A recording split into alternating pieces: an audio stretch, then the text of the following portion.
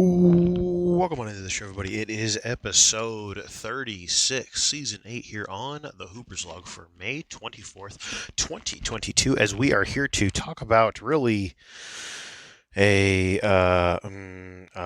really brutal week of basketball.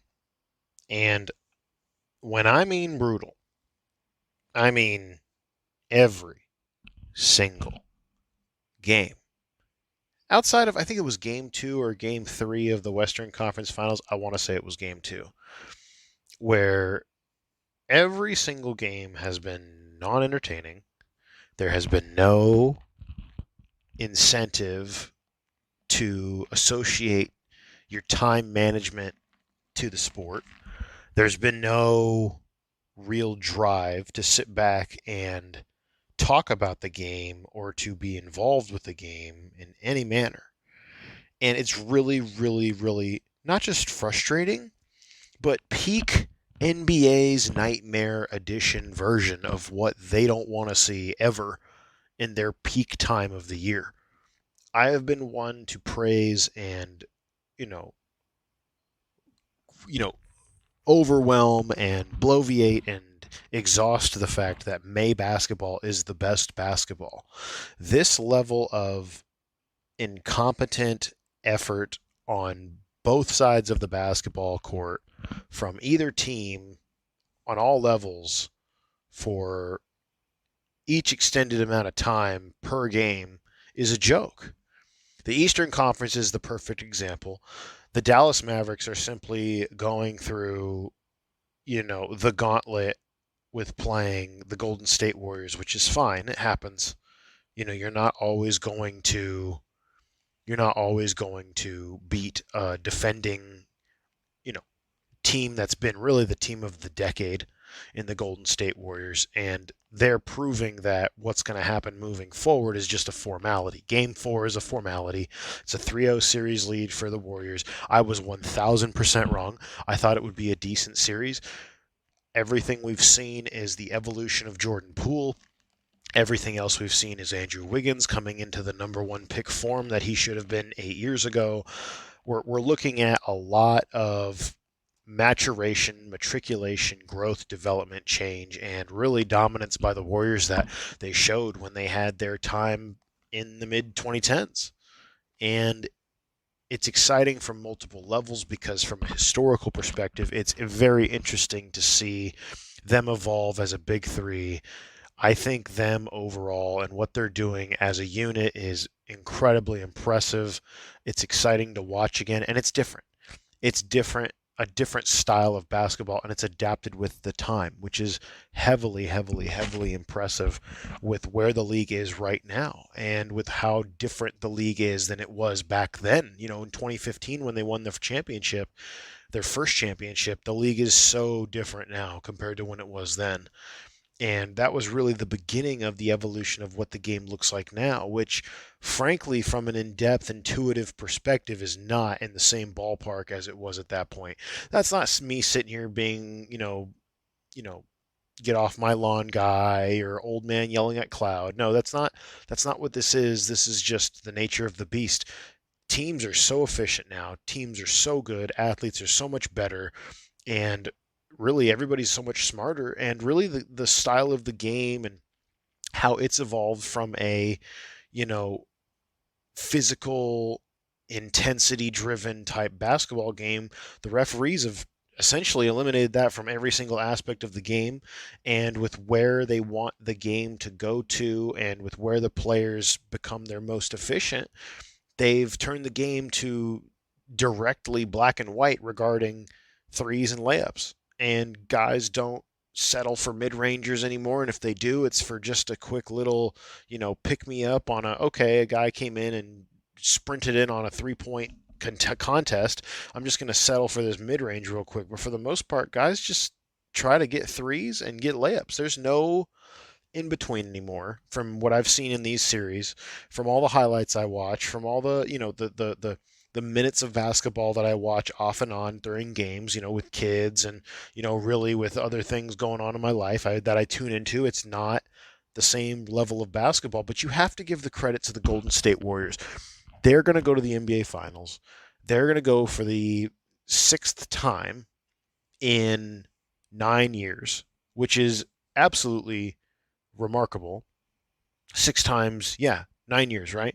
2020, 2021. Actually, sixth time in 8 years. So they're going to be having the opportunity to win their fourth championship out of their six opportunities here coming up here in the next week or two. And the exciting part about what they're doing and what they're putting together is something that can last for easily another 3 to 4 years with the current system and roster that they have put together. And I think from a long-term perspective of what they can do to contend with the Memphises, to contend with the the Milwaukee's, the Brooklyns, the Phoenixes, you look at who's in there right now with Dallas. I mean, I don't know if Dallas will get back here, but those top upper echelon teams in the West, they can contend and they can compete. They can do it. They can make it happen. And how I'm seeing them play right now against Dallas, when I honestly thought Dallas would come in and play their brand of basketball and do what they wanted to do, it just cements the fact that them as a legacy organization are really on that next upper echelon of organizations historically, and with the crew and the team that they have put together, with the coaching staff and the big three that they have, they're in that category of all-time greats, and this run has completely solidified that. When they did what they did in 2015, when they won the chip and then lost being up 3-1 in 2016, you felt like that was their cap and their end point. Well, obviously, when they got Kevin Durant, that brought them to a level that was frankly competitively non-entertaining, because we all knew they were going to win the championship back-to-back years. And then in 2019, when they added DeMarcus Cousins, which we all thought DeMarcus Cousins would still be somewhat decent, you thought, okay, now they're going to have a super team and they're going to beat the Raptors. They still went to 5 straight NBA championships. They won 3 of 5. They should have won in 2019, but then obviously injuries happen and those things occur. But I think after when Kevin Durant left and they had the team that they had together with them, they were essentially in shambles. Clay was going to be out for X amount of time, right? We knew he was gone for the long term. We knew Steph was going to have to stay perfectly healthy and Draymond was going to have to stay perfectly healthy for them to be anything relative or relevant for what they were supposed to be, right? We knew that was going to have to be the case, and simply it didn't happen.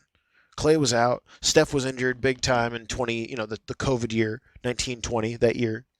And then Draymond was always off and on. And even this year, Draymond was off and on.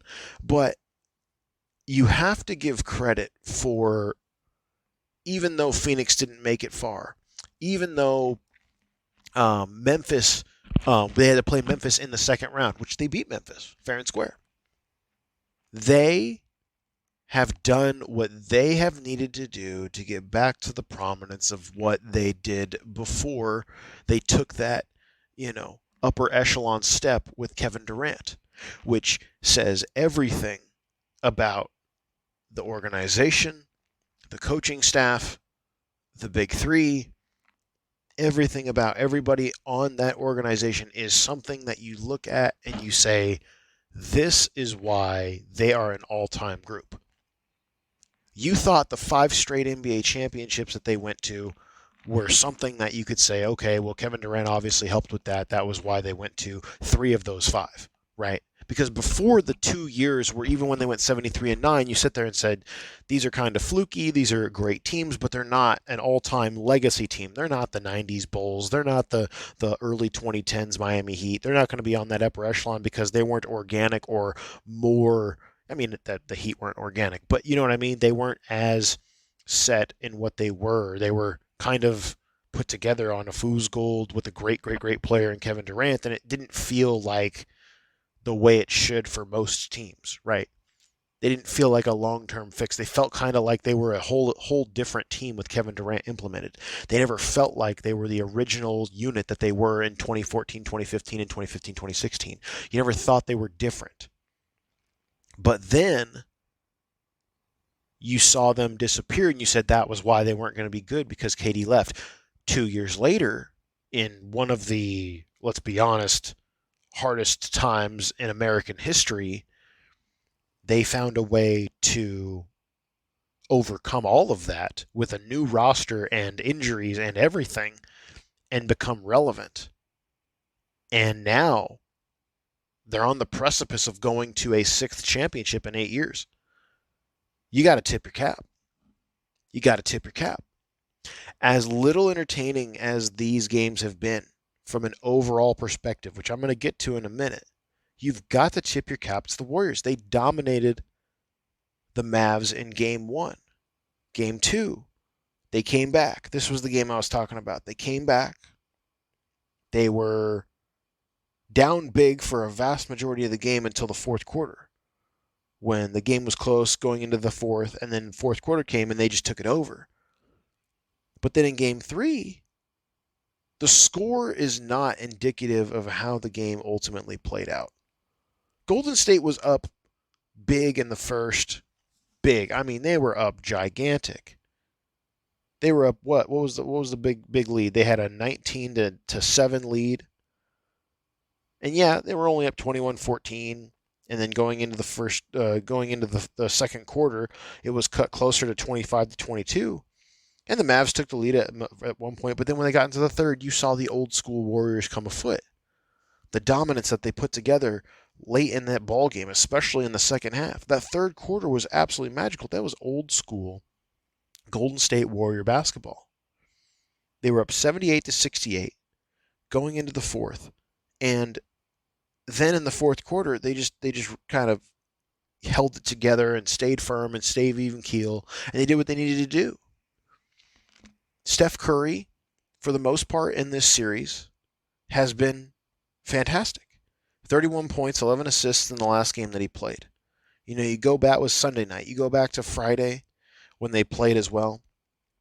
Steph Curry was ultimately fantastic and did a great job in that one as well. 32 points, 5 assists, 8 rebounds.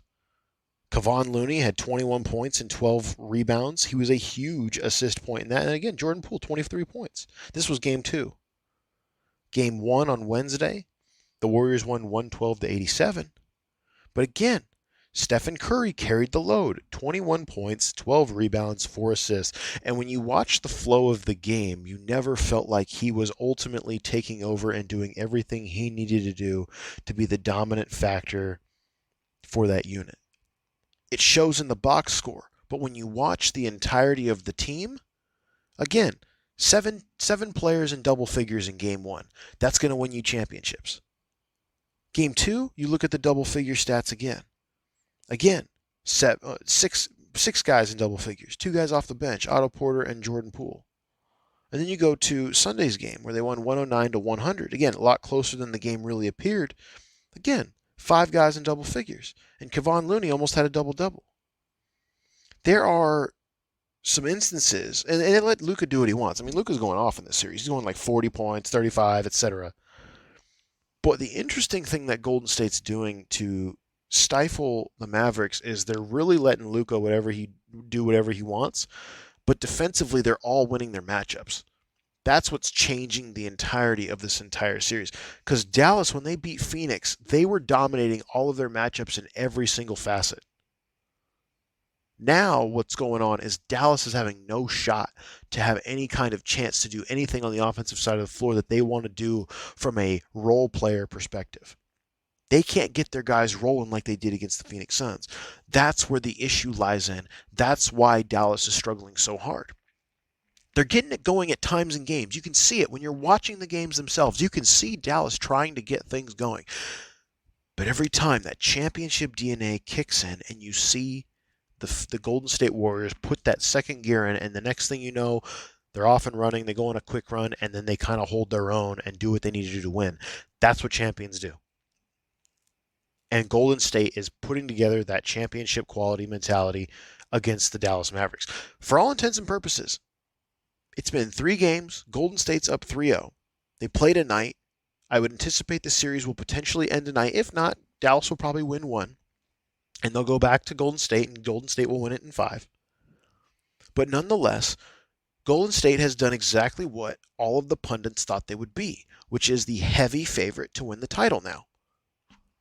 They should be. I thought Dallas, with what they did to Phoenix, was so awe-inspiring at the time that I thought they would walk in and play Golden State, not dominate them, not override them, but I thought they would beat them in 6 because I thought that they could implement what they wanted to implement against Golden State similarly to the way they implemented it against the Phoenix Suns. Clearly not the case. It doesn't mean that they've been dominated in all facets. Now, you can take the case and talk about the fact that Golden State has gotten off the hot starts in a couple of games. Obviously, we know about Game 2 and how they came back in that one. But for the most part, the Western Conference Finals has been better, but it hasn't necessarily been entertaining. There have been big leads in every single game of each of these games in the conference finals from both sides. And entertainment has not been the quality. But when it comes to one particular team and what they're doing and implementing what they used to do from 2-3 years ago when they were 5-time Western Conference champions in a row, that's when you look at them, and 3-time champions, that's when you look at them and you say, you know what? They have implemented and gotten right back to what they used to do to be as dominant as they are. And that is kudos to that entire organization and the development of those guys that they have on their team. It is absolutely massive. The way Jordan Poole comes off the bench, and this is a gigantic compliment, he reminds me so much with the way he's playing off the bench and playing with impactful presence and minutes and impact from a second string perspective. It is so similar to Manu Ginobili. Again, he is not in the aura of Manu yet. He's not a champion doing what he's doing yet. But in regards to the impact he's putting on his team for the second unit's sake, he is a huge, huge, huge factor in what they do off the bench. Without his presence, I can guarantee you these games are a lot closer against Dallas. Jordan Poole's presence, his ability to step up and play the way he's been playing, is the reason why Golden State is up 3-0 in this series. I know. Wiggins, I know Kevon Looney has stepped up. I know everybody has stepped up in some regards, and they've played as an entire unit. So in reality, it's tough to say if one guy drops off, would it be different? Yes.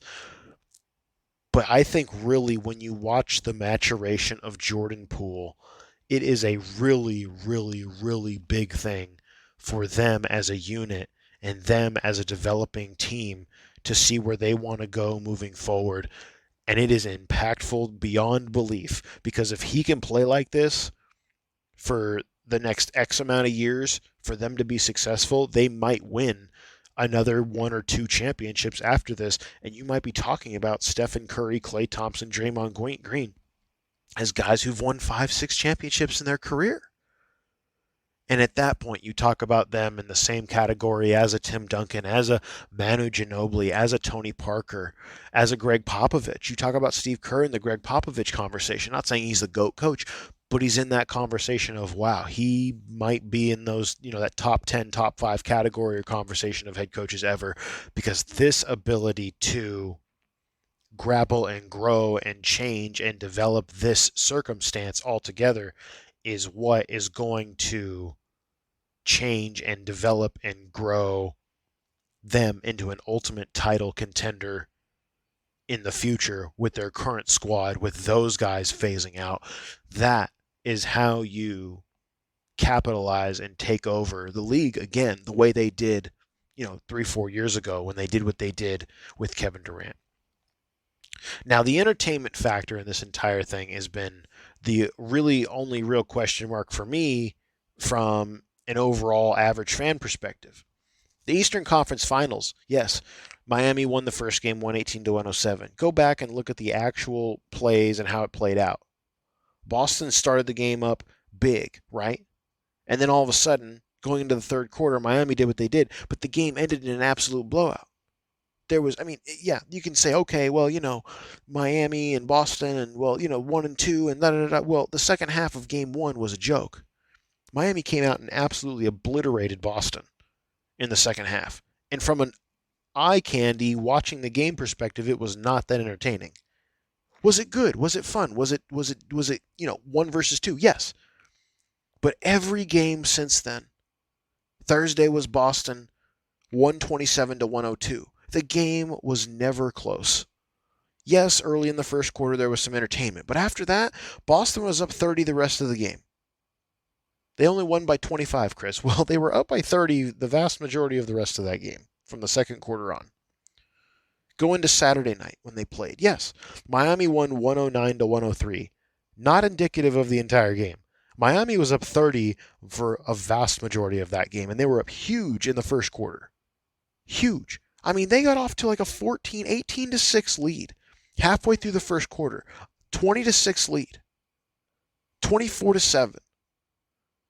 You tell me when your football team is down by 3 possessions going into the second quarter that you're still motivated to watch them play. Because that's what was going on. It was awful. And then Monday night, last night, Boston wins 102 to 82. For most, if not all of that game, Boston was up by 30 at the end of the first quarter. It was a 16 to 1, 17 to 1, 18 to 1, 21 to 4 lead. With 2 minutes left, 26 to 4 lead with 2 minutes left in the first quarter. I don't know what these guys do regarding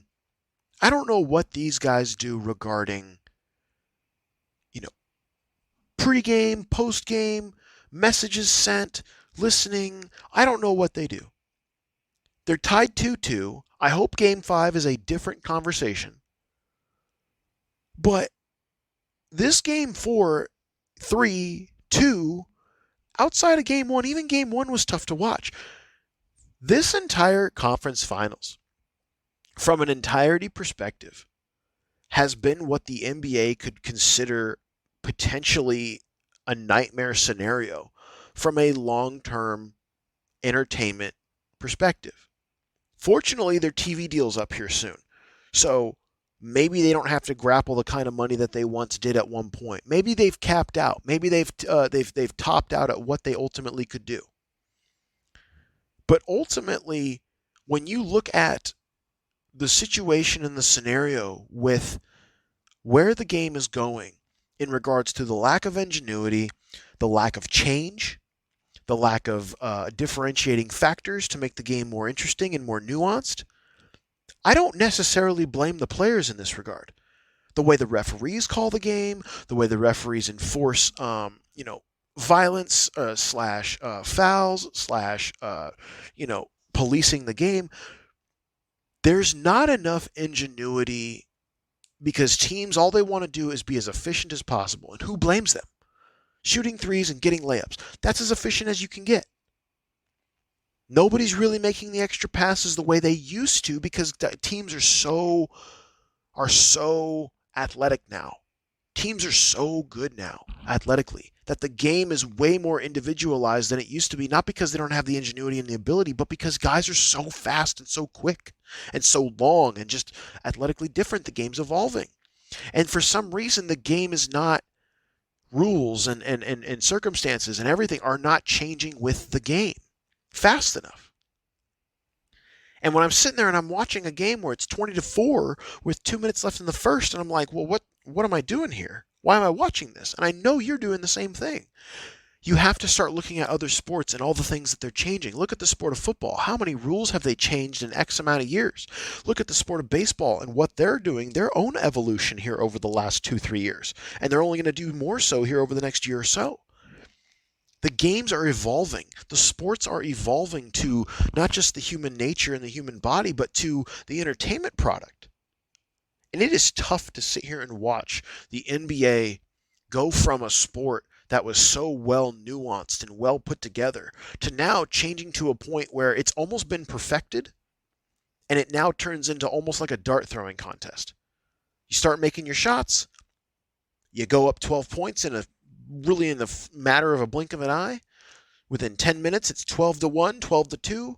One team's not making their shots, one team is, because they're shooting from the outside, and before you know it, you've got a 10-point game, and there's no real, no idea into watching it and saying, well, yeah, I think they're going to come back and they're going to win because the air's been taken out of the team. This is a whole different world, but when I was a kid, One of my first competitive basketball games I ever played in like a high level situation, which was middle school basketball. We were down 26-3 in the first quarter. I think we played a quarter. And I know it's not the NBA, it's nothing comparable, but from the mental and the mentality perspective, when you look up at that scoreboard and you're constantly down 10, 15, 20 points, it takes a lot out of you to even think to come back. And outside of the Golden State Warriors, all these teams left in the playoffs have no idea as units to look at that scoreboard and say, all we got to do is hit a couple of threes and come back and make it happen. When every single time you look at that scoreboard, you're down 20, 25 points, it just irks at you because all the other team has to do is come down and hit a two. When they were 12 of 16 from three to begin the game, now all they have to do is match you with twos. And when you come down and hit a three to make it a 21-point game when you're down 24, now all they got to do is find a way to get a basic bucket to make it go back to 23. You can chip away with threes, but you now have to make almost X amount of threes just to even give yourself a shot. So if you make 4 threes in a row and then you only make 3 of your next 4 2-pointers, that's only a 4-5 point differential in regards to the score. And if it's a 20-point score, it's only 15. Those possessions, as they eat themselves up, as they take time off the board, that's 3, 4, 5 minutes.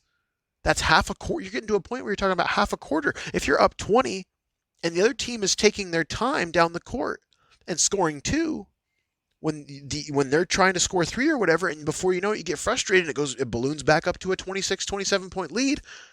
How is that entertaining for me as the casual fan when I'm trying to watch a back and forth game when I haven't seen a back and forth game in this conference finals yet? Again, outside of game 2 for the Western Conference Finals, it has been completely one-sided for either way at certain points of the game. It's tough. It's tough to watch.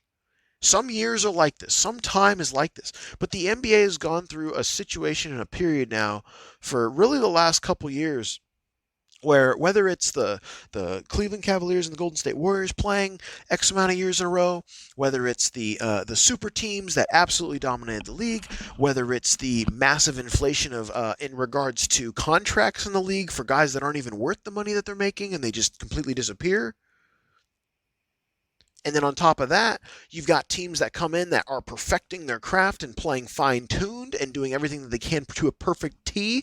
And then the other team doesn't even come out probably at 70%, and they get their butt run the first 10 minutes of the game. That's not entertaining to watch as a fan.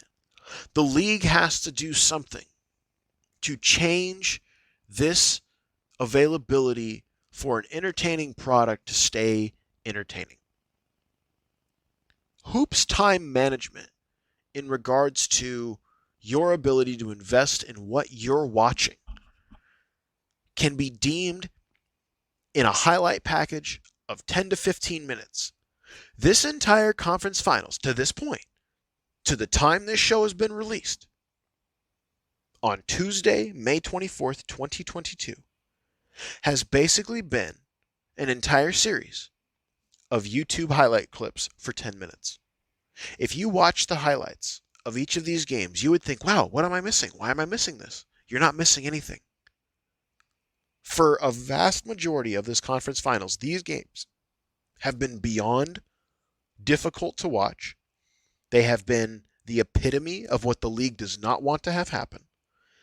And from a entertainment product, vast majority of other things that can happen perspective, to sit there and to be watching a product like that every night when you have sat here since November, October, September to wait for these moments to occur, and now you're here and it's this lackluster of a product to watch, that is where you start to question, why am I excited about this sport? Not the sport of basketball as a whole, but as the entire top end perspective of the NBA. Why am I watching the tip top portion of this sport if every time I turn on the television it's a 30-point basketball game? What's my incentive? Where's my time being valued at? And I know people on Twitter and all this will, the sport's still entertaining. When you get those good games, it's one of the best sports you can get. And you're right. But you haven't seen that in this conference finals. Subtract game 2 of the Western Conference Finals. Has there been anything remotely entertaining about this conference finals that you can even pinpoint? I can't pinpoint anything. It's all been so one-sided and different from the standpoint of expectations. And I'm frankly, as somebody who's been watching this sport intently for the last decade, I sit here and I'm like, this is almost the worst it can be. And this is worse than when they had the bubble. The bubble had more entertaining games than this. And those games were lackluster because there was no crowd environment. And it was just weird. And it was in November. It was in September. It was in the fall. It was weird. But even those were entertaining to some degree. I could actually tune in, watch the basketball changing while the game's going on. And I could see the back and forth going on. There is no back and forth. There is no change in the way the game is being played. It's very weird. It's almost like it's something that we get laid out on a carpet. We're being handed what we've wanted to expect. And the players and the coaches and everybody, it's almost like they're all just playing a role. And we're just here to watch hot garbage. And I hate to say that. I really hate to say that. Because, like I said, I've been watching this sport and I've been dedicated for almost a decade. And to say these things and to be around these things is sad. It's really sad. But it is so hard. It is so hard to sit here and to tell you to your face that this sport is changing so drastically, so often, that now when we watch it and we have the anticipation that we're used to having, it not being what we want it to be, it sucks. And I hate to report it to you that way, but that's just simply what it's been. And unless things change here over the next week, going into the NBA Finals, I think the conference finals will just finish this way, and it will just be what it is, which is sad. Something tells me that the NBA Finals will be much better. They'll be much more entertaining, and they'll be a lot closer games, because I think we're going to get 2 unbelievable teams. But I am so sorry that the conference finals have finished out this way, ladies and gentlemen. I really am. Let's pray, and let's all hope that it all gets way better here over the next coming days, and I hope that Game 5 for the Eastern Conference Finals is the absolute epitome of what we all want to see moving forward. Thanks again for listening, everybody. I hope you have a great rest of your week, and hopefully these games get better. Have a good one.